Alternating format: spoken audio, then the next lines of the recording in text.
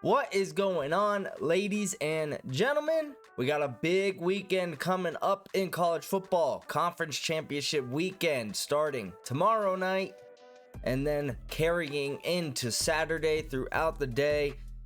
Bunch of good games, and for the first time in college football history, these games have the most massive implications on not only the teams playing in these games, but a couple teams outside the bubble hoping for, maybe a loss, maybe a win by a certain team. So we're going to jump into all of it and then give you the winners and then just kind of some cool notes. So like and subscribe, comment down below. Let me know who you want to win. Let's jump into it. So we're going to start off with the biggest one of them all. Obviously, the SEC championship game going down Saturday around midday. Georgia, number 5, taking on Texas, currently at number 2. They met earlier in the season. What was it? On October 19th. And if you guys watched that game, you'll remember clearly that Georgia looked a class above Texas. Really, Texas, their first massive SEC game since being a part of the SEC, which they joined this year. They did beat Alabama last year when they were part of the Big 12. Huge win there. But Georgia, man, up until that point, we thought, is Georgia, have they kind of fallen off because we've been so used to their dominance over the past 4 years? But they reminded us that, yeah, we got the best defense in the college football landscape. And they won 30-15, and it wasn't really even that close.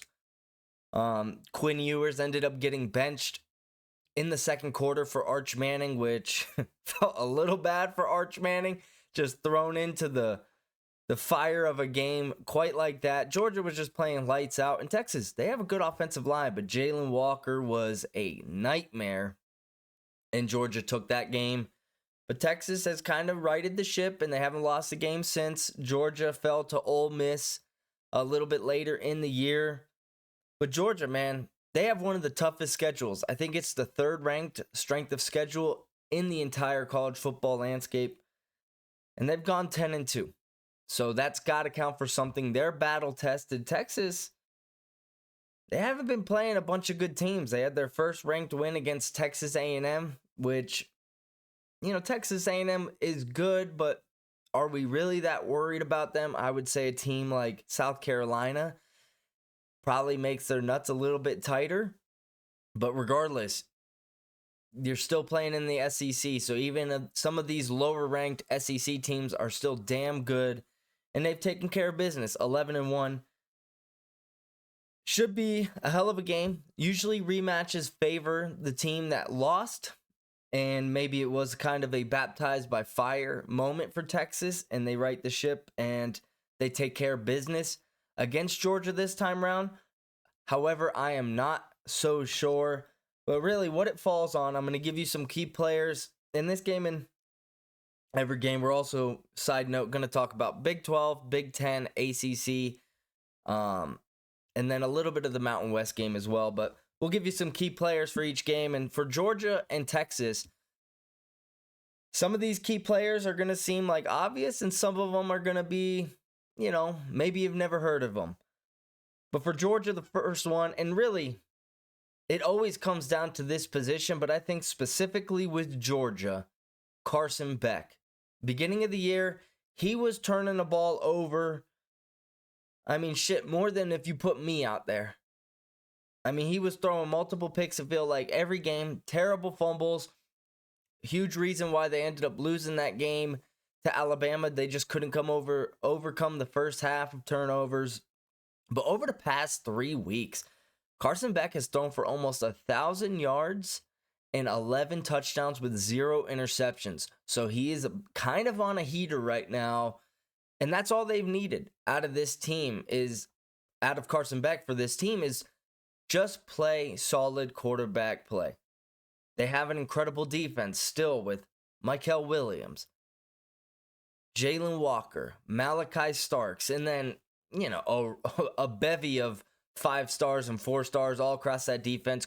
Defense is Kirby Smart's baby as well. So You know they're always going to be on point, but they've just struggled on the offensive side of the ball. And you wonder, did it take a little bit of time for these receivers like Anaya Smith and Dylan Bell and Carson Beck, Trevor Etienne, their freshman, Zach Frazier, the running back? He's really come on lately with Trevor being out. Carson Beck starting to figure it out. So he needs to have a big game. I wouldn't even say actually a big game, just a sound game. Maybe 225 passing yards, a couple of scrambles for first downs, 2 touchdowns, no picks. Just a smart football game, because I'll tell you one thing, this is not going to be a high-scoring affair. And we'll move to the Texas side of the ball. Watching that Texas A&M game, it didn't matter how shitty Quinn Ewers played. That Texas defense is legit. They got studs all over the ball there. Because Quinn Ewers, we're going to talk like, well, he beat Texas A&M. It's like, dude, he threw a pick 6 and then fumbled on the next series. They kind of won in spite of him. Missing throws a lot. He made one nice deep pass. I will give him that.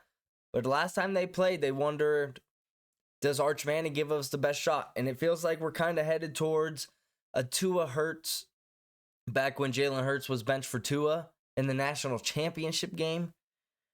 Are we headed for that kind of situation with Arch and Quinn? We saw Arch get in a couple times for running plays, and he made it happen. You just wonder, do they give him more of a runway, Arch-wise, and Quinn less of a runway, because they view that he gives them the best chance to win? I certainly think so, and I've thought that all year long. I think Quinn should transfer to a school like Ohio State, or one of these schools that have good weapons, that like to throw the ball, and see if he can, get his stock up a little bit in his final year, because he still has one more year of eligibility. I think that would be the right move for him. Even a school like USC, pair him with Lane Kiffin.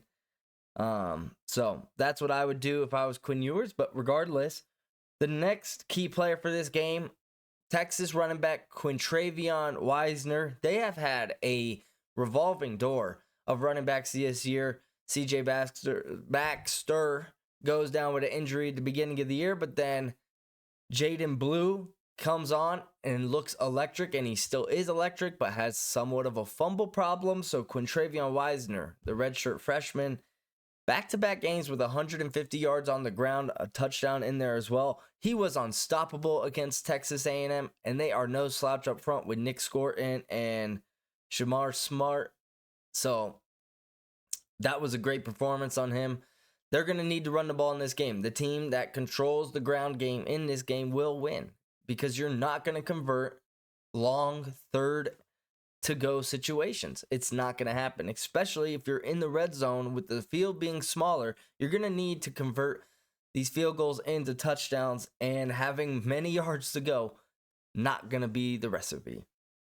Next up, we got Dane Jackson, and you guys probably don't know who the hell this is. He's that white boy in the secondary for Georgia, and I swear every single time Georgia makes a big play on defense or needs a big play on defense, this dude is one of the guys that makes it. Big forced fumble last week on that amazing hit on the Georgia Tech quarterback.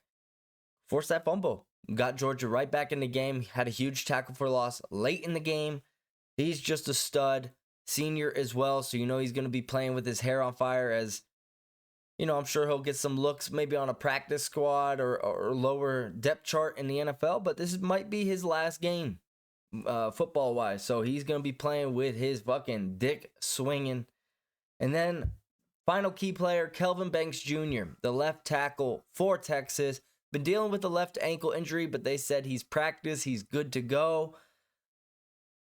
But Michael Williams, Jalen Walker, this defensive line is nothing to fuck with on the Georgia side of the ball.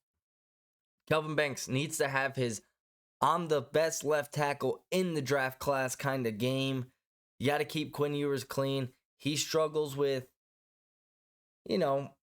just staying in rhythm. And if you can get him going early, maybe brush off some of those jitters in the beginning of the game, maybe you get him kind of moving, and then it's a better outcome. But if they get pressure on him early, It's good night in the rain for Texas. Couple more key notes. This is Texas' first year in the SEC. They're 7-1. They're in the SEC championship. Quite a run for these guys. They were stacked last year, but Oklahoma and Texas come over from the Big 12. A nice move for sure. Gives them more credibility. They're going to get, more interest from players with NIL and overall committing out of high school because they're in a better division. So their schedule is going to be taken more seriously. And we'll talk on that a little bit later. But good job from Texas. Opportunity to win SEC championship in your first year, which we got a couple teams like that, which is pretty fascinating. If you ask me, you wonder if it'll actually help more teams, like teams in the ACC, team like Notre Dame, get into these other conferences, get a little bit more pool. Finally, Kirby Smart. Against teams that are not named Alabama, he is 103-12 with multiple national titles, a couple SEC titles. This dude is a stud. Alabama just seems to be his kryptonite, but good thing for him, Texas is not Alabama. 103-12. That's a crazy ass record. I got Georgia winning this game, 17-13. I just don't believe in Quinn Ewers. I have more faith in Kirby Smart than Steve Sarkisian, which I always like when a head coach calls the plays and Sark does that.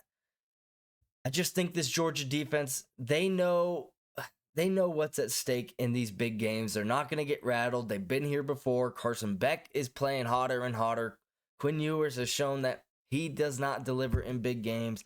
I got Georgia winning this game. Kind of a low-scoring affair. I think we're underrating how good these defenses are. Another thing, like I said earlier, Georgia's just so battle-tested.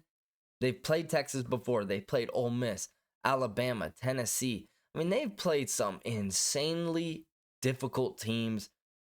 So, I like Georgia in this one, 17-13. Moving on to the Big Ten championship game, we got Penn State ranked number 3 against Oregon number 1. Oregon, only undefeated team in the top 25. Pretty sweet. Penn State, their only loss to Ohio State, kind of came down to the final minutes. The last time this team met, this is kind of a fun fact, was back in 1995. Shout out my birth year in the Rose Bowl. Penn State won that game with Kinjon. He's not Asian. Kajon Carter, running back for Penn State. He was the first overall draft pick in that draft. Didn't amount to much. We kind of know if you're a draft historian like myself, kind of one of the bigger flops of the draft, but still doesn't take away from how good he was in college. Penn State won that game 38-20. That will have no bearing on this game because it is, let's see, I'm 29, so 29 years later. This is a big game, obviously. That goes without saying. Kind of a buffer statement by me. Either way, we got key players here. Tyler Warren. This is an obvious one, but it is a true one. This is what their offense runs through. They do like to run the ball with Nick Singleton and Katron Allen, but Tyler Warren has been the best tight end and arguably one of the best receiving threats in the nation this year. 81 catches, over 900 yards, 6 touchdowns. He's added almost 200 yards rushing and 4 touchdowns on the ground as well, taking jet sweeps and direct snaps and stuff like that. He's an absolute beast. That USC game where he had 16 catches, 200 yards, he was a huge reason they came back and won that game. They are going to need to feed him often and early to get him rolling. Penn State, if you want to win this game, you're going to have to feed that guy. And he's rocking the Dallas Clark special with the number 44. If you don't remember Dallas Clark, dude was a beast for the Colts. Go look up some film. No gloves, just mean mustache. Freaking stud. So, next up, key player, Tez Johnson. Similar to Texas with getting Kelvin Banks healthy. Tez Johnson has actually missed the last 2 games with a shoulder injury. Felt like it was going to be worse than it was, but he is back and he's their best receiver. He's their deep threat. He's their go-to guy. Still led the team in receptions and yards by missing 2 games. They continued to win without him, but the offense just looks different when he is not on the field. He's back. This is their field stretcher, and they got speed all over that offense. But Dylan Gabriel obviously likes throwing the ball to him the most, so it's great to have him back. You're going to have to watch out because when they played Ohio State, they were cooking them on the outside. And Tez Johnson was a part of that. So if Penn State has a weakness on the boundary, Tez Johnson being back is going to exploit that. That kind of leads me into my next key player. This is more of a key component of the game. That Penn State secondary, led by Jalen Reed, their strong safety. He's got 3 picks this year. Been a pretty solid player. They can't afford to be grabby and just letting bombs go over their head like Ohio State did against Oregon. They are going to need to keep things in front of them. And even if that means sacrificing a little bit on the ground with Jordan James being the Oregon running back, one of the best in the nation, and Dylan Gabriel being fairly mobile as well, you're going to take some of that and play deep and hope that Abdul Carter, one of the best pass rushers in the nation, will get home and sack Gabriel. You can't be letting them air it out over your head because they're going to find you on the ground a little bit. At least limit them to one thing and not have both. And finally, for Oregon, Derek Harmon, defensive tackle. One of the best defensive tackles in the nation, projected to go in the first round. Has had a pretty good year. 7.5 tackles for loss, 4 sacks. Penn State's identity, as much as they love going to Tyler Warren, they like to run the ball. And Drew Aller is like a Josh Allen Jr., but they also have Nick Singleton, Katron Allen, almost combining for 1,500 yards this year. For as long as I remember, Penn State's identity is smash mouth football, running the ball. And they got 2 really good running backs with a mobile quarterback. Derek Harmon needs to stuff the middle. They might get some yards on the outside, but you can't let them beat you up the gut. That's when play action is at its most deadly. So hold them at the line. Derek Harmon needs to have a big game if Oregon wants to continue to stay undefeated. Couple key notes before we hit you with our prediction. Dan Lanning, 3rd year as the Oregon head coach, 34-5. Surprisingly, has not won a Big Ten title. They were in the Pac-12 last year where they had an opportunity. I guess this is their first year in the Big Ten. I didn't even think about that until just now. They did have an opportunity to win the Pac-12 last year against Washington, but Washington got them. Dan Lanning is a stud head coach. There's been connections with him to the NFL. I'm not sure he would move from Oregon. That's probably, Oregon, Alabama, and Texas. Those are probably the 3 best college jobs. Ohio State you could throw in there as well. I wouldn't expect him leaving. A couple more years of dominance, maybe then. But 34-5 with Oregon. Chance for his first conference title would be pretty sweet. James Franklin, on the other hand, the Penn State coach, 3-17 versus top 10 teams. Obviously lost to Ohio State earlier this year, which they've just been getting thrashed by them since he took over. Obviously, this is a top 10 team. And this is a big game. You're still in the playoff, so there's not the most pressure on it, but getting that first round bye would be pretty sweet. 3-17, top 10 teams. That's a tough record. And quite frankly, we don't view Penn State as one of these, premier teams. They're good every year. They're kind of like Notre Dame. It's like, yeah, they'll probably go 11-1, but can we take them that seriously? A lot of their losses are from teams like Michigan and Ohio State, where they've just been running the Big Ten for so long, but now they get a chance at new blood. First time facing them under James Franklin. Can he break the trend?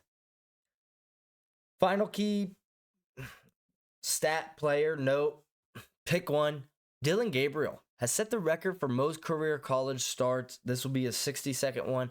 He's only 6 touchdowns away from setting the NCAA record for passing touchdowns, or at least tying it. He's got 149 passing touchdowns. He's played for like 6 years. That's a big boost for Oregon. With all that experience at quarterback, he'll be a little bit calmer. A lot of time at Oklahoma. Transfers over here to Oregon this year. Has been a stud. If it wasn't for Travis Hunter and Ashton Genty having crazy years, we might talk about him in the Heisman race. But either way, Heisman or not, doesn't change my prediction. I got Oregon winning 31-23.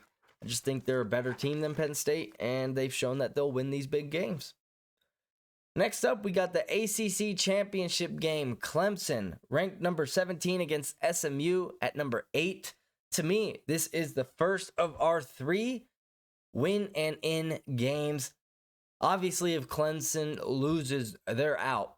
But I really believe the way that the committee has shown us over the past week how much they value strength of schedule. I don't think SMU, even though they're in the ACC championship game, if they lose, I believe they'll be out even with an 11-2 record. And you just got to ask yourself the question. If Alabama played SMU, if South Carolina, Ole Miss, even Miami, if they played SMU, who would win? We all know it's the SEC team. We got to put the best teams in here, even though Alabama stumbled a little bit. A 9-3 SEC team is better than an 11-2 ACC team. And it sucks that it is that way, but it is. Don't get mad at me. That's just the world we live in. Previous meeting? There is no previous meeting. That's kind of cool. Should be an interesting game. This is MSU's. That's me. SMU should be an interesting game. 11-1, Clemson 9-3, but this is SMU's first year in the ACC. They were in the AAC, which teams like Tulane, Memphis, those type schools, they got a chance to win the ACC in their first year. I'd love to see them do it. I'm rooting for SMU here, even though I feel like Clemson's probably the better team, and they've been here, done that. I mean, they've won 7 out of the last 10 ACC championships. I just don't know if they have the star power like Clemson does with guys like Cade Klubnik and Barrett Carter on the defensive side of the ball, which, side note, Barrett Carter, one of the better linebackers coming up in this year's draft. He's one of my key players. Can he fly around, kind of stop Rashad Smith, my other key player for SMU? Their running back leads the team with 14 touchdowns, almost 1,200 yards. They like to run the ball. They've got over 2,000 combined, almost 30 touchdowns. They're a ground kind of pound team. Just feel like Clemson is the better team. SMU is also 0-1 against currently ranked teams. Their only game being against BYU, which pretty much looks bad right now since they're not even playing in the Big 12. At that time, we're like, oh, that's a good loss. They're undefeated, but their luck ran out. So if you get another loss, you're 0-2 against teams that wouldn't even be in the playoff, and you expect to make the playoff. I find that hard to believe, but this is a winning in game. So win the damn game, and you don't have to deal with the BS. I just feel like Clemson is going to win this one.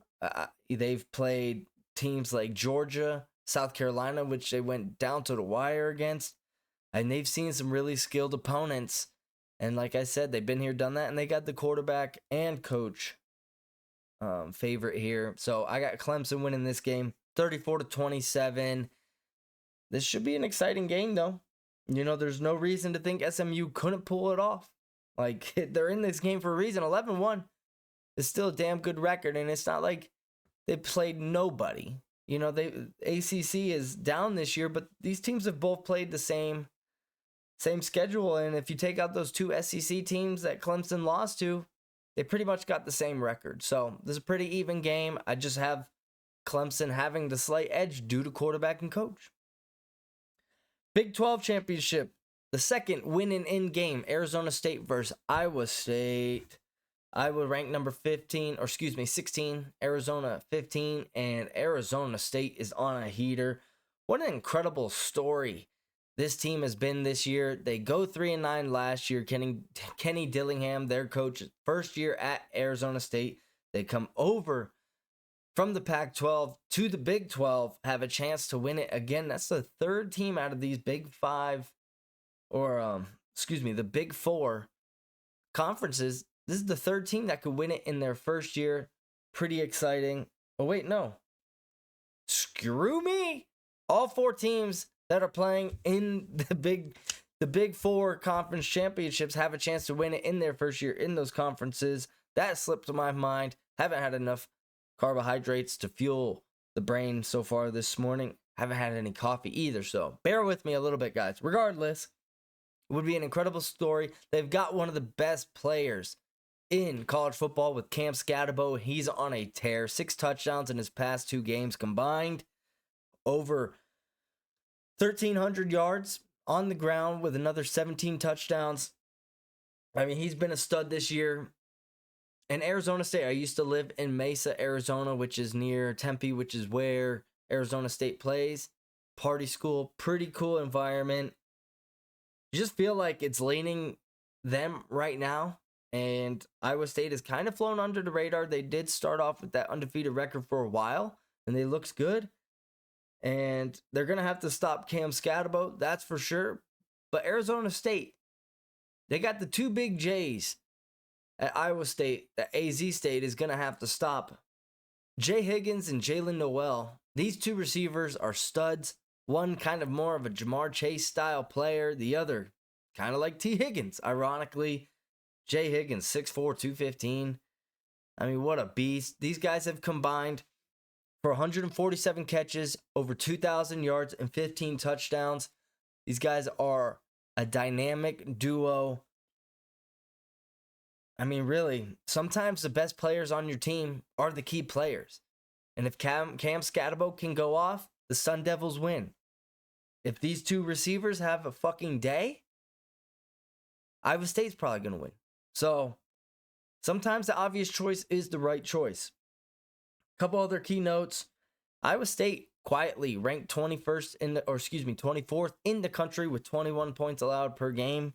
I said Kenny Dillingham, incredible turnaround so far. You feel like he's one of these up-and-coming coaches where if he can win this game and then you have another game year where you go to the Big 12 championship, does he get a run at a school like Ohio State, where if Ryan Day falters in the playoffs and then next year as well, do they take in Kenny Dillingham from AZ State, bring him up to Ohio State? He's got that young, vibrant, like, I wouldn't say meathead mentality, but just batshit crazy, kind of like Kirby Smart style coaching.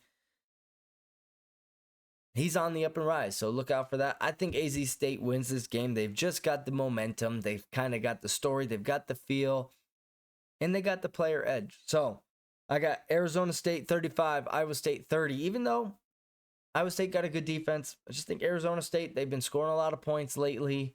And Iowa State can put it up with them. So, kind of a shootout here. And finally, we're going to talk about the Mountain West Championship. We're not going to go into crazy depth, but it's UNLV versus Boise State. Obviously, this is a win and get in for Boise State. I don't think that...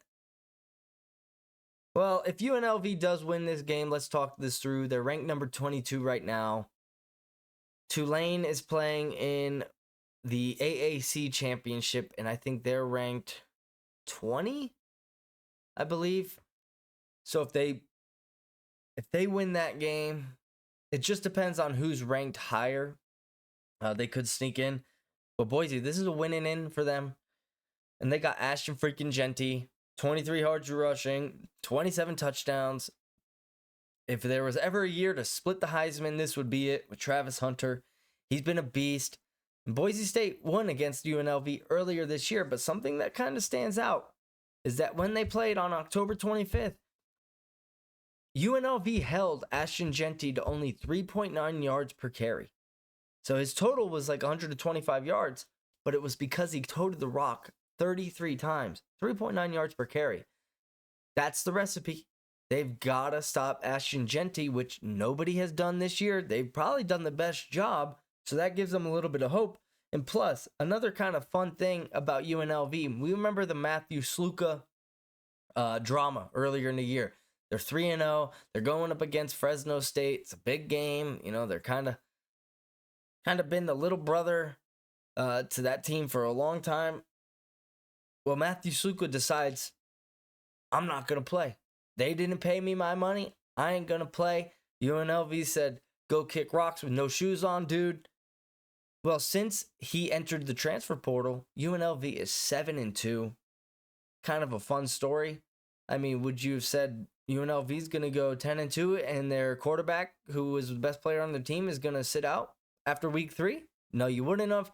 they've rallied around. So that kind of gives me a little bit of belief in this UNLV Rebels team. But I just think Ashton Genty's too fucking good.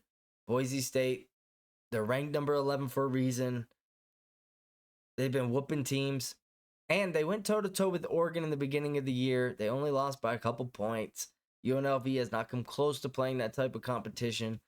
I got Boise State 28, UNLV 23. This one is on Friday night. Same with the Tulane game. So check those out. Should be fun. And finally, just some closing notes. I know people are going to get frustrated over the seeding. And, if one of these ACC teams doesn't make it in. Let's just break this down, guys.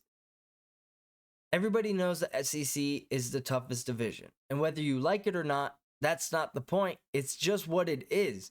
How many times have we seen where the SEC plays a Big 10 or Big 12 or ACC team and they beat the shit out of them? And it's not every year, but it's most years. And a team like Alabama, which brand, yes, it does matter because at the end of the day, it's a TV product. So who are you going to get more views with? Notre Dame versus Alabama or Notre Dame versus SMU? And I don't really have a problem with that, okay? If everything was equal, which I'm not saying it is here, but let's just say point 1, 2, 3, and 4 were all equal. It's perfectly split, 50-50. Wouldn't it be okay for the people who are paying for these, for these companies like Fox and CBS and ABC and ESPN, they're paying for these teams to play on their network. Don't you think it would be okay for them to choose that spot? So that happens most of the time in life. Like if you owned a business and your business was competing with, okay, I'm going to sell product A and product B. And, the people came to you, they said, all right, well, product A has this amount of wins, or product B, has this. Everything was even. They said, we don't know which one to choose. And you knew that product A was just going to create more hype and more people were going to buy it, even though product B was the same. You would pick product A to go onto your shelves. It's as simple as that. So maybe not the greatest analogy, but you get what I'm saying. But Alabama, they've been through the ringer. I think that Oklahoma loss, even though they did get whooped, still a damn good team that we thought was going to go to the playoffs beginning of the year. They kind of found their stride. Teams get up differently against Alabama, and they got a ton of pros on that side of the ball. They still beat Georgia. They beat Mizzou. They beat LSU. They beat South Carolina. I mean, 3-1 against top 25, and LSU was on the verge of top 25, so that would have been 4-1. And their one loss was to Tennessee, who's already in the playoff. I just think it's tough to overcome that. South Carolina fans are bitching, like, well, we've won 6 in a row. It's like, yeah, well, you also lost to Ole Miss and Alabama, the two teams that are ahead of you, so you don't really have a case. Ole Miss, I can understand a little bit. They beat Georgia. They have other big wins. South Carolina, I just mentioned. That's a little tough. But Ole Miss will just get Ole Missed. We all know that. And Miami, they don't really have a case either, because if an 11-2 SMU team isn't going to get in, there's no way a 10-2 Miami team. And they've not beat any top 25 teams. Same with SMU. If they lose this game, they have no top 25 wins, but they have top 25 losses. Miami only having one top 25 team they played and they lost.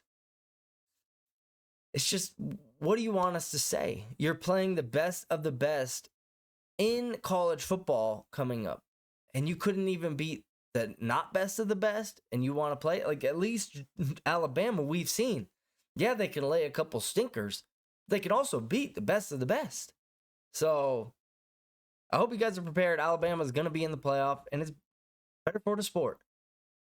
So, I know you want these smaller schools to make it, but let's join conferences so schedules do matter, or don't matter as much. Everybody plays the same amount of teams, but you can't have a team with the 17th best schedule or hardest schedule in the nation, even though they have one more loss.